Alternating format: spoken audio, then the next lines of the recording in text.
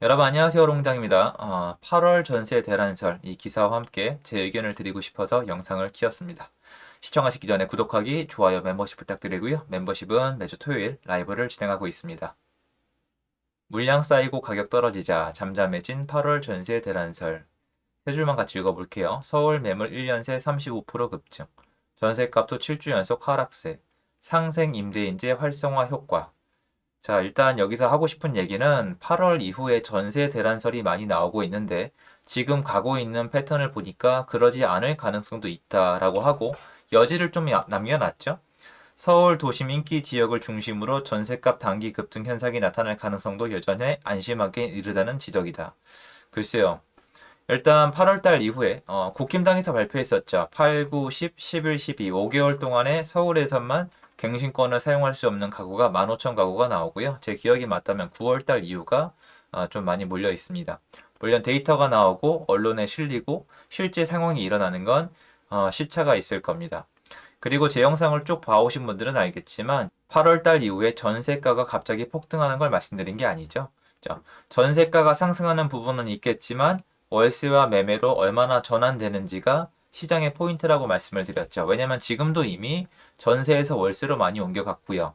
전세는 데이터상 이미 많이 상승을 했다고 말씀을 드렸습니다. 중요한 건 전세 가격이 3단 가격이라고 쳤을 때 가장 아랫단, 임대사업자나 아니면 갱신권을 사용했던 가장 낮은 가격에 있던 전세 입자분들께서 가장 높은, 맨 높아 있는 첫 번째 단계에 있는 전세가로 계약을 하든가 월세로 계약을 하든가 아니면 본인의 자산에 맞는 매매를 해야 되는 시점이기 때문에 그 이동하는 통로 경로에서 어느 쪽에서 병목 현상이 있냐에 따라 그 구간이 좀 과열되는 것으로 나오겠죠. 전세만 상승할 수 있는 게 아닙니다. 왜냐면 여러분 생각을 해보세요. 이게 좀 심한 게 지난 2년 동안 2020년 7월 말 이후로 전세가가 폭등을 했어요.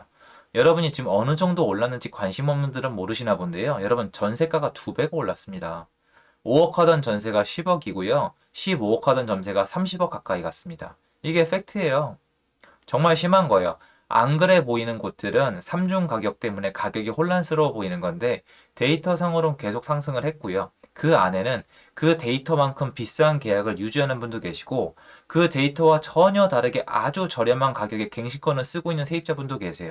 이번에 그분들이 이탈을 통해서 새로운 계약을 해야 되는데 그분들이 택한 곳, 그분들의 수요가 몰리는 곳이 자극을 받을 가능성이 없다는 거죠. 그러니까 전세 대란이 아니라 전세 월세 매매 중에 분포적으로 이번 갱신권을 사용할 수 없는 분들이 선택하는 쪽에서 부분적인 과열이 일어날 수 있다는 게 제 설명이었거든요.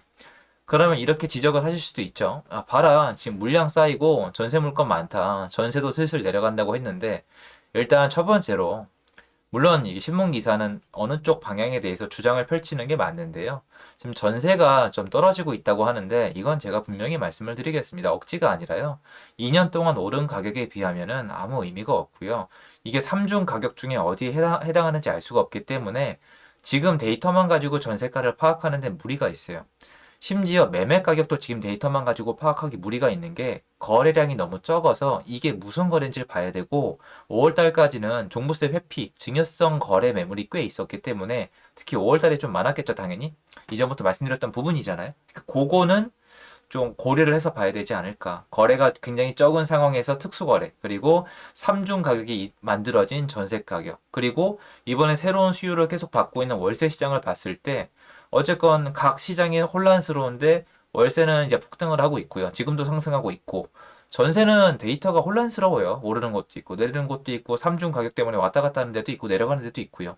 매매 가격도 올라가는데 내려가는데 똑같이 있는데 이게 좀 자세히 지켜보면 특이한 현상이 꽤 많이 들어가 있는 시장입니다. 그래서 지켜봐야 된다는 거예요. 그런데 오늘 영상을 킨 김에 저는 좀 더 근본적인 문제를 말씀드리고 싶어요. 이런 기사는 앞으로 더 나올 거예요. 8월 달이 다가왔는데 멀쩡하네? 야, 전월세 대란 없는데? 하반기에 시장 올라가는 거 맞아? 왜냐면 그 기사는 쓴 다음에 틀려도 의미가 없고 기사 또 쓰면 되고 그냥 계속 나와서 조회를 통해서 언론에 알려주는 어느 정도의 팩트를 기반으로 한 기사일 뿐이란 말이에요. 이게 좋다 나쁘다가 아니라 원래 기자님들이랑 이 언론사는 이런 언론을 계속 기사를 내줘야 돼요. 원래 이게 하는 일입니다. 그래야 광고도 붙고 우리한테 접근도 하고 이러는 거잖아요.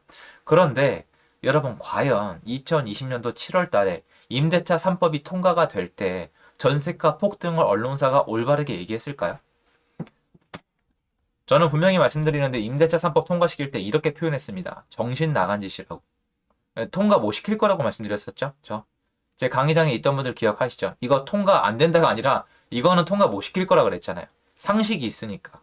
옛날에 이미 했던 일이니까. 그런데 어떻게 됐죠? 저도 못 맞췄어요. 통과시킬 줄 몰랐거든요. 그리고 대혼란한 시장이 찾아왔었죠. 저는 전세가 그렇게 올라가는 거 처음 봤어요.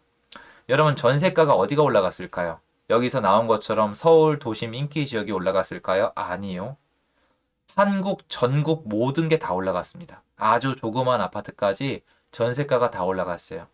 월세가 안 올라간 지역이 좀 있긴 하죠. 왜냐면은 월세까지 이게 수요가 뻗치지 않는 곳은 있으니까요. 하지만 전세가가 올라가면서 1억 5천 원 아파트들도 전세가가 밀려 올려서 매매가가 올라갔습니다. 그러니까 전국 시장 모든 것에 영향을 다 미친 거예요. 그리고 그렇게 될 줄 제대로 지적한 언론사는 많지 않았다는 거예요. 그런데 이제 와서 이 갱신권이 한 바퀴 돈 만기가 다가오고 있는데 지금 시점에서 전세 매물이 좀 늘었다. 아니면 지금 전세 가격이 하락하고 있다는 이유로 아무 일이 없을 거다. 그러면 여러분이 봤을 때 임대 3법 통과되기 전에 전세가가 아주 안정이 되고 있었나요? 아니면 전세가가 막 폭등하고 있었나요? 그렇지 않아요, 여러분. 그렇지 않았다니까요. 시장이 그렇게 완전 혼란스러울 때는 아니었어요. 그런데 통과시키자마자 어마어마한 효과가 있었죠. 그러면 임대차 3법의 만약에 부작용을 보고 싶다면 저는 전세 시장이 이렇게 되는 근원적인 문제가 그건 아니라고 말씀을 드려왔는데 임대차 3법의 진짜 문제를 들여다보려면 이게 만기가 다가오기 전에 전세 매물이 좀 늘었다는 둥 아니면 전세 가격이 내려가고 있다는 게 중요한 게 아니겠죠. 파악을 해봐야 되는 거예요. 맞는 원리로 접근을 해야 다음 시장을 대비할 수 있는 거잖아요. 그러면 임대차 3법의 진짜 문제는 뭘까요, 여러분? 임대차 3법의 문제가 뭔지 파악을 하면은 그 문제를 해결할 수 있는 방법을 알 수 있는 거잖아요. 문제는 뭐예요? 쉽게 얘기해서 여러분, 임차인한테 혜택을 줬다는 거잖아요. 임차인한테 혜택을 주고 임대인에게 불혜택을 주니까 임차인의 수요는 늘고 임대인의 공급은 감소했으니까 수급 논리상 가격은 올라가고 그 와중에 하필이면 임대인에게 불혜택을 준 부분이 자율성이죠. 가격도 5%밖에 못 올리고 기간을 강제적으로 4년을 해야 된다. 압도적으로 안 좋은 조건이니까 집을 사서 전세를 놓을 수 있는 사람은 줄었죠. 자, 이번에 이런 시기를 겪은 다음에 제일 하단에 있던 세입자분들이 밖으로 나올 거예요. 포인트는 이거예요. 지금 이게 아니라. 이게 아니에요, 포인트가.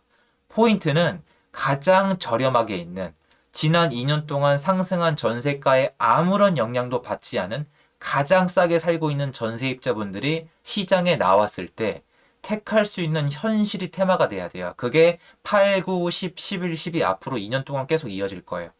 갱신권을 쓸 수 있는 분도 또 공존을 하겠지만 갱신권을 쓸 수 없는 분들이 시장에 나왔어요.